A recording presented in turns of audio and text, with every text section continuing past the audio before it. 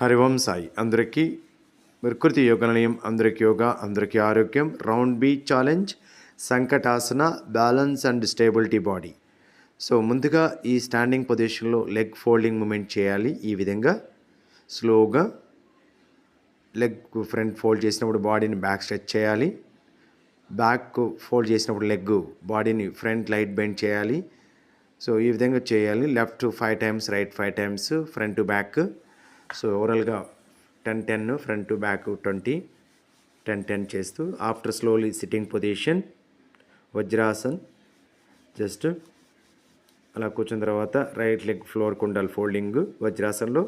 Opposite leg right లెగ్కి తీసుకోవాలి, కాలు మీద కాలు వేసుకున్నట్టుగా. ఈ విధంగా తీసుకొని నీ లెఫ్ట్ హ్యాండ్ లెఫ్ట్ని క్యాచ్ చేసి మళ్ళీ again right hand left foot catch చేసి ఈ విధంగా మూమెంట్ చేయాలి.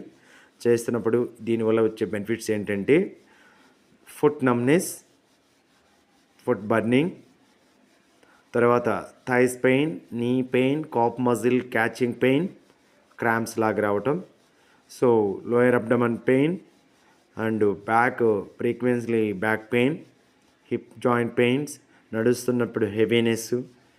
ఓకే, ఈ విధంగా ఇది లెఫ్ట్ రైట్ 10-10 మూమెంట్ చేస్తూ చేంజ్ చేసుకోవాలి స్లోగా.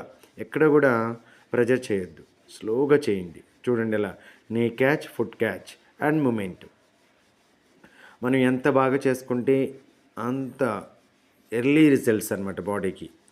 ఎంత తొందరగా మనం జాగ్రత్తగా చేసుకుంటే అట్లా. ఇది ఆల్టర్నేటివ్ 3-3 రౌండ్ చేయాలి. 10-10 మూమెంట్స్ ఎక్కువ చేయొద్దు, జస్ట్ వార్మప్ లాగా మూమెంట్ చేయాలి. సో మళ్ళీ కొంచెం రిలాక్స్ అయ్యి మళ్ళీ అగైన్ సెకండ్ రౌండ్ ఈ విధంగా మళ్ళీ అగైన్ సేమ్ బ్రీత్ బ్యాలెన్స్ చేసుకుంటూ చేయాలి. ఎంత స్లోగా చేస్తే, ఒకవేళ నీ అండ్ ఫుట్ క్యాచ్ చేయడం రాకపోతే ఇట్లా హ్యాండ్ ఫ్లోర్ టచ్ చేసి మూమెంట్ చేయాలి. కాకపోతే మీకు ప్రెజర్ తక్కువగా అనిపిస్తుంది, బట్ ఫుట్కి నీ అండ్ ఫుట్ క్యాచ్ చేసిందే ప్రెజర్ ఎక్కువ వస్తుంది. అదే కొంచెం డిఫరెంట్, బట్ డెఫినెట్లీ మంచి రిజల్ట్స్ ఉంటుంది. సో చూసారు కదా, మళ్ళీ అగైన్ ఆపోజిట్ సేమ్ ఈ విధంగా 10 మూమెంట్స్, జస్ట్ ఆల్టర్నేటివ్ 10 మూమెంట్స్. ఓవరాల్గా 20 చేయాలి. Long inhale, long exhale. After slowly leg straight floor and loose relax. Hari Om.